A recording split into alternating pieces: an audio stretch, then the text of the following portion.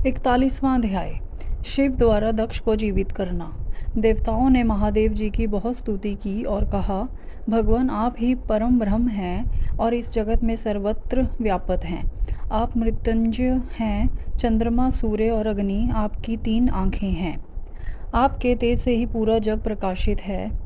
ब्रह्मा, विष्णु, इंद्र और चंद्र आदि देवता आपसे ही उत्पन्न हुए हैं। आप ही संसार का पोषण करते हैं। भगवान आप करुणामय हैं। आप ही दुष्टों का संहार करते हैं। प्रभु आपकी आज्ञा अनुसार अग्नि जलाती है और सूर्य अपनी तपन से झुलसाता है।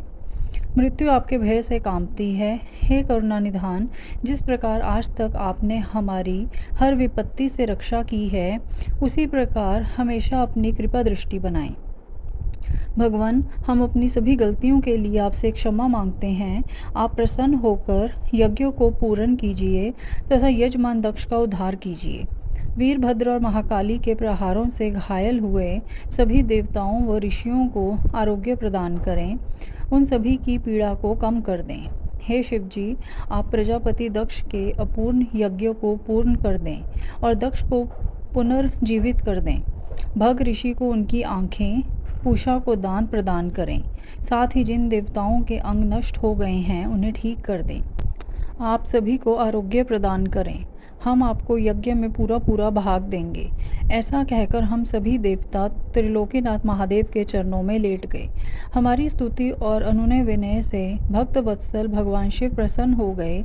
शिवजी बोले, हे ब्रह्मा, श्री हरि विष्णु, आपकी बातों को मैं हमेशा मानता हूँ, इसलिए आपकी प्रार्थना को मैं नहीं टाल सकता।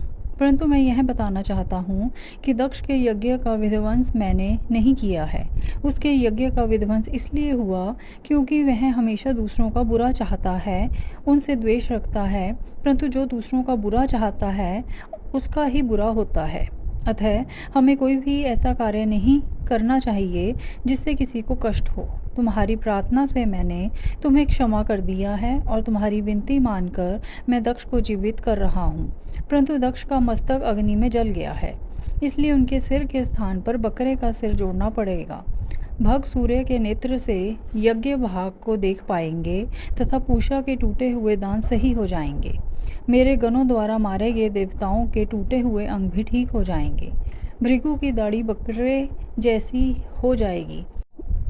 सभी अधव रेयु प्रसन्न होंगे।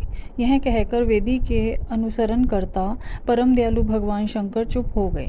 तत्पश्चात मैंने और विष्णु जी सहित सभी देवताओं ने भगवान शिव का धन्यवाद किया। फिर देवर्षियों सहित